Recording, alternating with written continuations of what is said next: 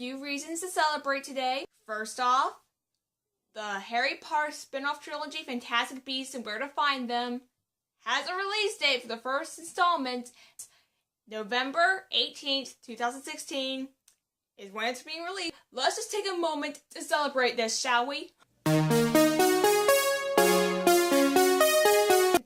the second reason to celebrate, I finished the first 5 chapters of Alice's Adventures in Wonderland. Yay!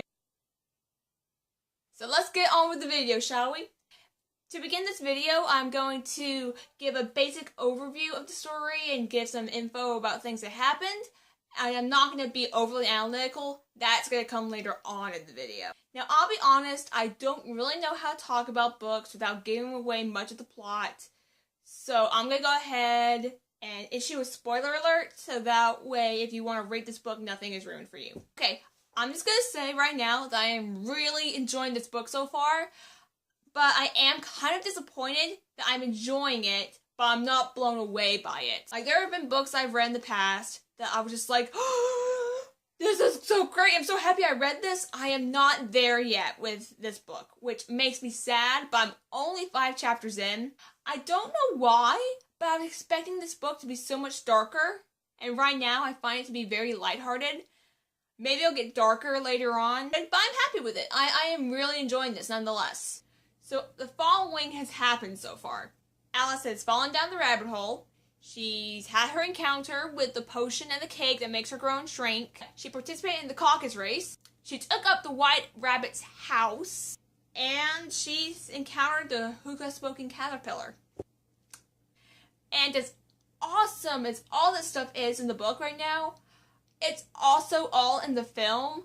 So I really want to read something else that is not in the film, so I can kind of be surprised and kind of enjoy that. And I think that's coming up in chapter 6. Now, Alice reminds me of how I was as a kid. I talked to myself all the time, and I conversed with myself, and I argued with myself. I was a lonely child. Alice is doing that a lot throughout the book as well. I'm trying to keep in mind, though, she's in a place where it's kind of impossible to have a semi-logical conversation with anyone. So maybe if you were in that situation, you would talk to yourself a lot too. Also, can I please say that Alice really needs to work on her sensitivity skills when she's talking to animals that can talk back to her. First, she tells the mouse how she has a cat that likes to chase mice and how she knew a dog that likes to hunt rats. But then it gets better. She tells these birds how her cat likes to chase birds. Way to go, Alice! And then she tries to tell a mother pigeon about how she likes to eat eggs, how she's tasted eggs. Oh my goodness, Alice! When you are speaking to animals that have better communication skills than most humans, you don't remind them how they are going to be the next meal of other animals. For the love of God, woman! Okay, but since I have not finished the book yet, I have to go on the ending that I'm only familiar with by the Disney film and other adaptations that I've seen, and can make the conclusion that this is all a dream. And again, I'm not sure if that's true to the book, but I can kind of see where that makes sense. For instance, and from chapters 2 to 3, she is in the pool of tears, and she's trying to find her way out, when all of a sudden she's able to swim safely back to shore. It's like, okay, where did the shore come from? And the way the scenes all kind of mold together without her traveling or doing a lot of walking, kind of make it seem that there's this whole world in one little area, and it easily molds together like in a dream. And in dreams, logic and continuity are not the most vital things, and that's kind of apparent in the book as well. So it kind of makes sense to make the conclusion that this whole world is a dream. But all in all, so far, I am really enjoying Alice's Adventures in Wonderland by Lewis Carroll. It's wonderful. It's odd, but I love that. But I think it's kind of helping that I'm reading it like a chapter a day, so that way I'm not overloaded with absurdity. Now let's dig a little deeper.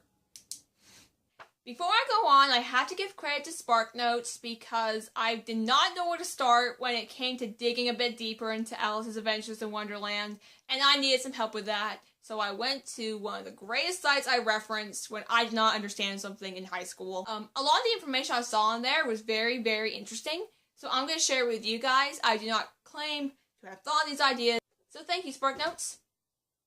I'd be lost without you. The major theme that is illustrated thus far in the first 5 chapters of Alice's Adventures in Wonderland is that of growing up.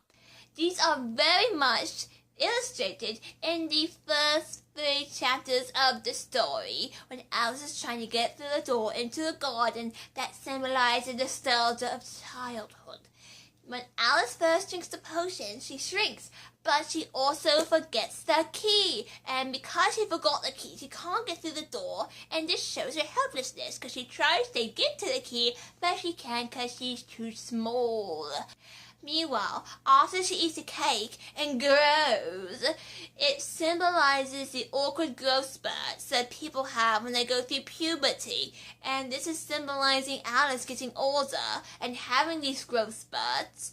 Meanwhile, she goes away from the door, and therefore, she grows away from childhood. Fun fact time! Near the end of chapter 4, Alice encounters a dog, and he acts like any normal dog. But this is Wonderland. Shouldn't the dog be smoking a pipe, wearing a top hat, and saying, "Hello, governor"?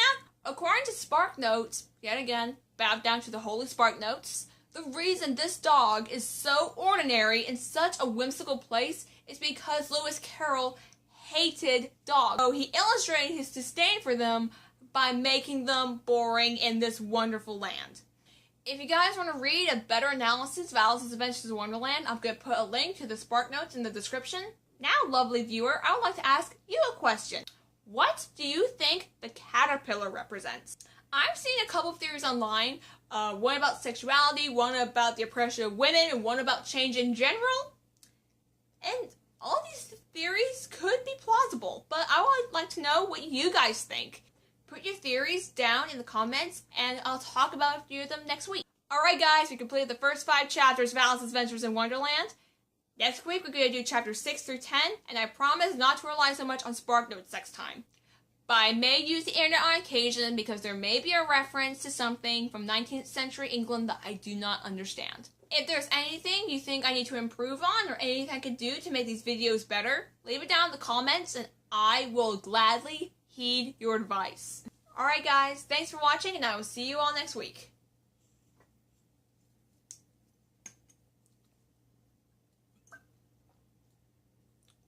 Drink me? Whoops. Damn it! I hope you guys enjoyed this video. If you want to join me as I go deeper into Wonderland, click subscribe. If you're reading a different book that you would like to talk about, leave it in the comments and tell us about it. If you're happy to see a semi-awkward person making videos, click like. And if you're not, I guess clicking dislike is your only other option. Thanks for watching everyone. Until next time, love each other tender.